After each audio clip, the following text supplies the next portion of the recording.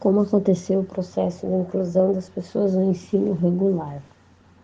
Quem são as pessoas com deficiência? As pessoas com deficiência são aquelas que têm impedimento de natureza física, mental, intelectual, sensorial ou mais barreira. Podem atribuir sua participação plena e efetiva na participação na sociedade com igualdade como as demais pessoas.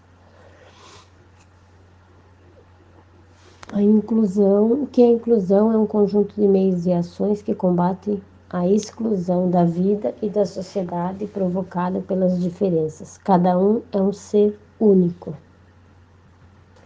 Bom, a minha justificativa foi bem difícil pensar, falar sobre esse assunto, mas era um assunto que persistia muito na minha cabeça por causa de muitas dúvidas, né? Queria saber como que foi, como que aconteceu lá o início, como alguém pensou. Imaginar, né, como seria a inclusão dessas pessoas na escola.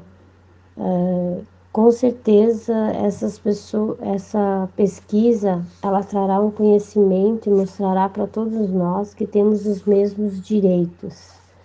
E muitas dúvidas, né? O quanto é importante o processo de inclusão no ensino regular, a evolução, como que aconteceu, como alguém um dia pensou que essas pessoas pudessem estar sendo incluídas, né? Onde começou tudo isso, os avanços, tudo isso tinha na minha mente, né? Então eu comecei a pesquisa lá no início, né? O que eu utilizei para minha pesquisa? Foram vídeos, a internet, né, em si, vídeo, documentos eletrônicos. Tinha um relato, mas acho que a pessoa ficou tímida, resolveu não me dar o relato, mas acho que o meu relato conta. Bom, os resultados, depois de muita, né, luta, discriminação, tivemos dois marcos muito importantes, que foi a antiguidade, né? Antes eles eram deixados de lado mesmo, eles eram colocados ao relento. Essas pessoas não eram vistas como defeituosas, né?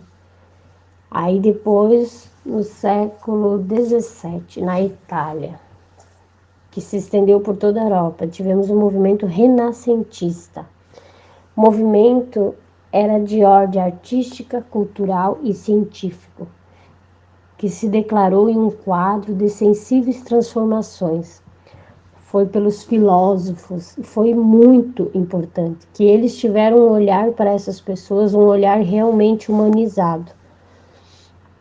Histórico na educação no Brasil foi no final lá, o Instituto dos Meninos Cegos, em 1854, sobre a direção de Benjamin Constant. E, enfim, em 1994, foi produzida a Declaração de Salamanca, pela Conferência Mundial sobre as Necessidades Educacionais, organizada pela Unesco. Unesco é a Organização das Nações Unidas para Educação, Ciência e Cultura. Enfim, né, declarava assim a equalização de oportunidades para com as pessoas com deficiência. Declaração de Salamanca. Toda criança tem direito fundamental à educação e deve ser dada a oportunidade de atingir e manter o nível adequado de aprendizagem. Toda criança possui características interesses, habilidades e necessidades de aprendizagem que são únicas. E, enfim, a conclusão. Lá no início, a gente tinha a criança era chamada de defeituosa, era posta ao relento para que morresse mesmo, porque a importância nesse início lá no cristianismo era vamos dizer assim, o físico, né, que era para trabalhar. Aí depois a Declaração de Salamanca, que foi o movimento renascentista primeiro, que foi um processo de inclusão que foi muito importante, muito. Então essas pessoas, os filósofos, eles tiveram um olhar humanizado para essas pessoas. Com alma, enxergaram com a alma da arte, como se enxergasse uma obra de arte nessas pessoas. Viram que elas eram únicas, como cada um de nós, e os incluíram e deixaram que cada uma, da sua maneira, demonstrassem que tem o seu espaço, sim. E, enfim, a Declaração de Salamanca. A partir da Declaração de Salamanca, que foi em 1994, é que surgiu, né, é que começou a ser colocada isso em prática e isso valer como lei, né? Então começaram a surgir as leis, né? Que infelizmente no nosso país temos que ter leis, né? Senão não é cumprida. Então eu tive como referência a Unesco, o Ministério da Educação, o MEC e alguns autores que eu tirei os textos e utilizei. Agora eu vou fazer a apresentação de um vídeo que foi em 2009, que é uma propaganda do MEC sobre a inclusão.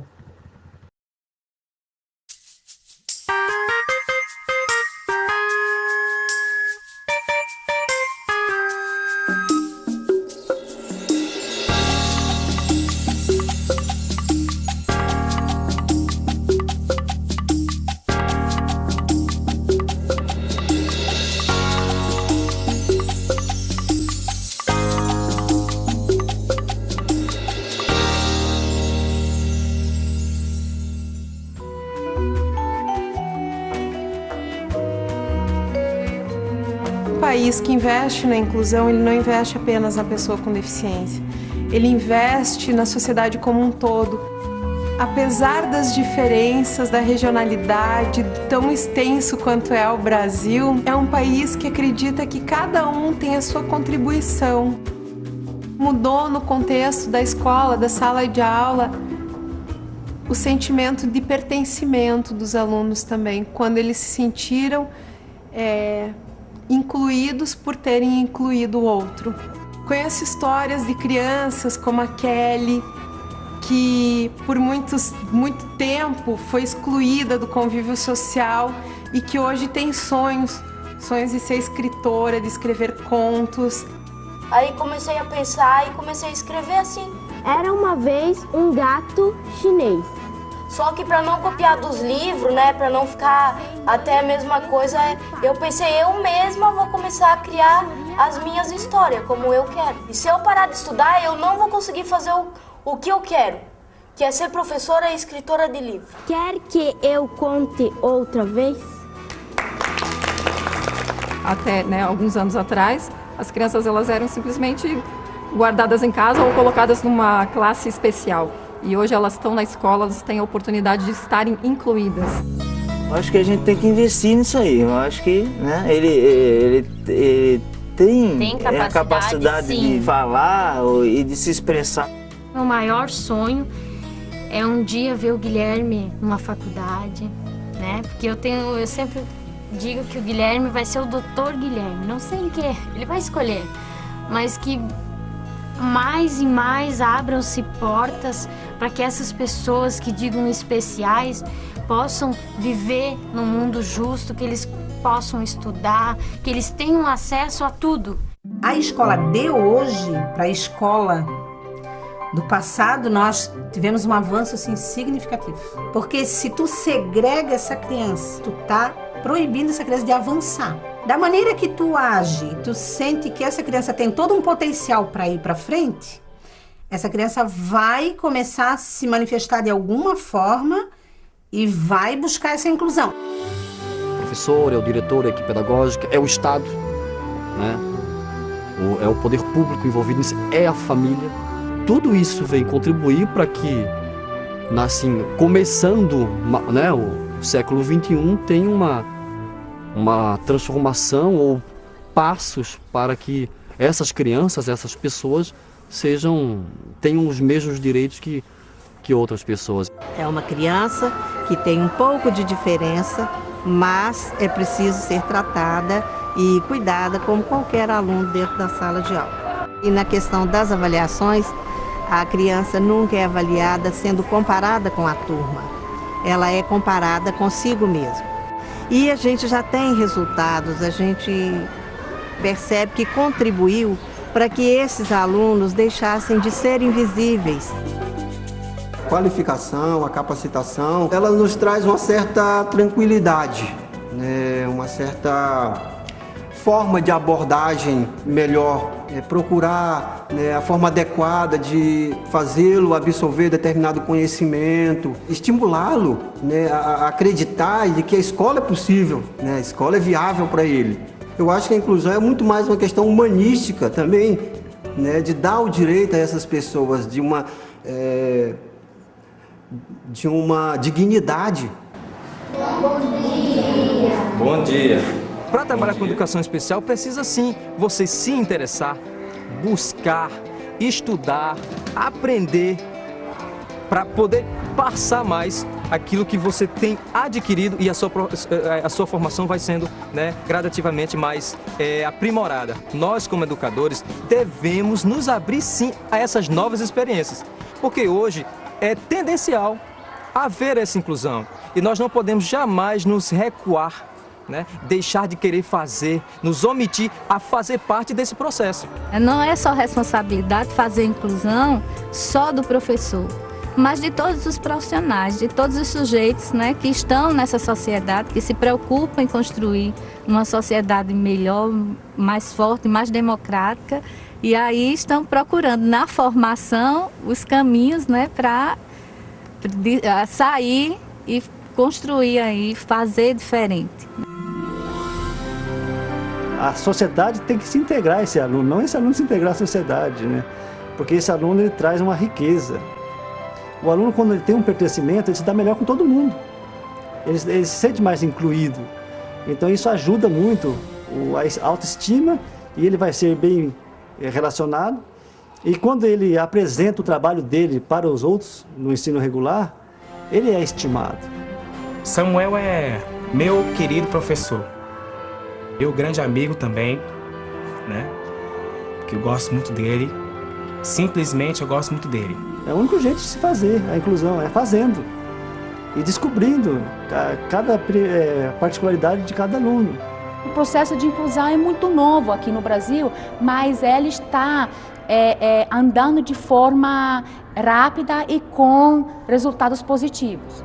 Em termos de espaço físico, nós temos um padrão que ele tem acessibilidade, rampas de acesso, banheiro adaptado para o corrimãos, alargamento de portas ou sinalização.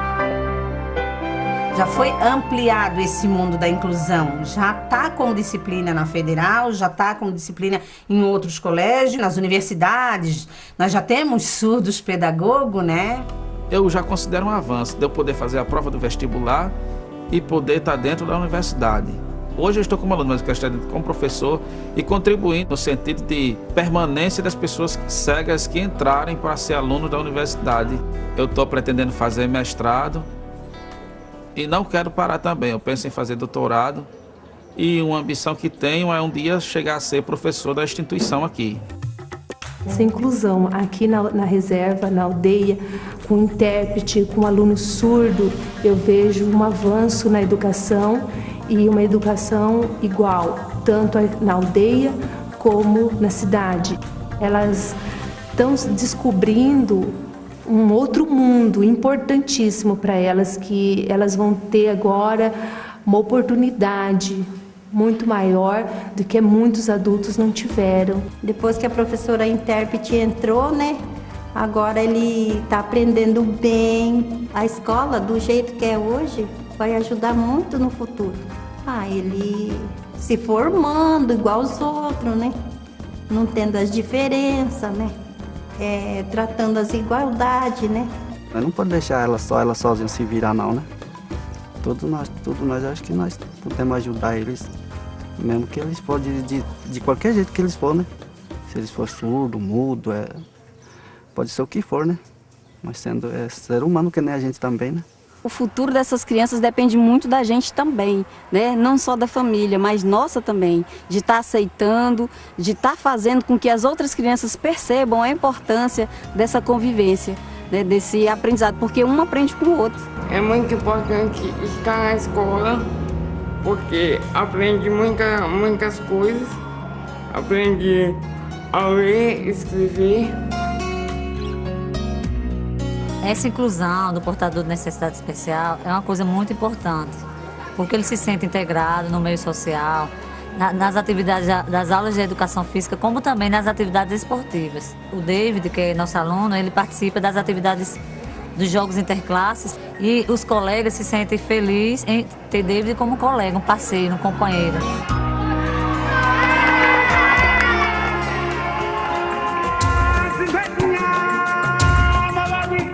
Nossa escola é uma escola para todos, é uma escola onde não há discriminação, onde as crianças com deficiência participam das atividades, sejam elas culturais, sejam elas educacionais.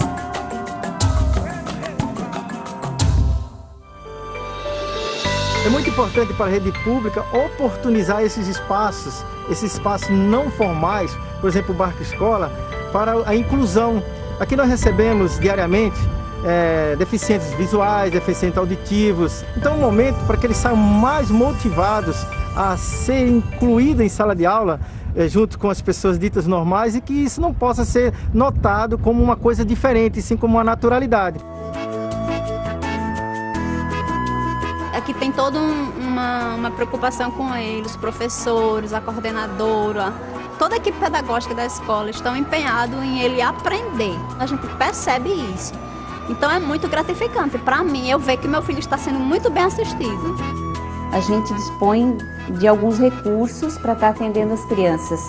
A sala de recursos ela é importante porque ela equipara as condições desse aluno lá em sala de aula, né? Então, na medida em que ele está com todo o material acessível, ele está com os mesmos materiais que os outros colegas têm, ele tem muito mais chance, né, de estar avançando, de estar conseguindo acompanhar, igual a todos. Quantas e quantas vezes eu chegava e dizia assim, Arthur, você quer ir hoje para a escola? Não, não vou. E aqui não. Ele vem, sabe por quê? Porque ele se sente amado, ele se sente valorizado, que é isso que é importante. Eu estou me sentindo hoje mais segura em relação ao futuro do meu filho. Porque hoje eu encontrei alguém que realmente se dispõe a ajudá-lo em termos de educação. E eu também estou aprendendo, eu não sabia nada de braille, também estou aprendendo, eu e ele estamos aprendendo juntos. Porque a gente só aprende se tiver o desejo, e a gente só aprende, o aluno só aprende se o professor também tiver esse desejo de ensinar, né? É muito triste para um pai ver um filho com algo diferente. Se sentindo excluído, né? E agora a gente vê que ele não está mais excluído, né? Que ele participa igual como as outras crianças. Que graças a Deus isso aí é uma bênção, é uma conquista que Deus me deu.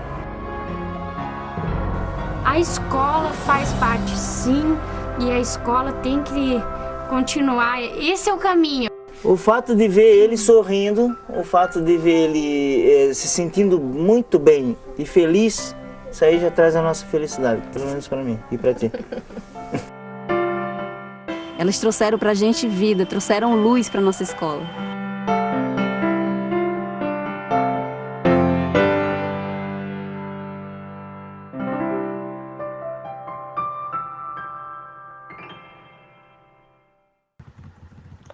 Obrigado pela atenção e deixo essa frase linda, essa foto é do meu filho, que eu dedico toda essa pesquisa a ele, pela luta pelos 16 anos, né, que tivemos juntos. Eu tive a oportunidade de ter sido mãe do Guilherme.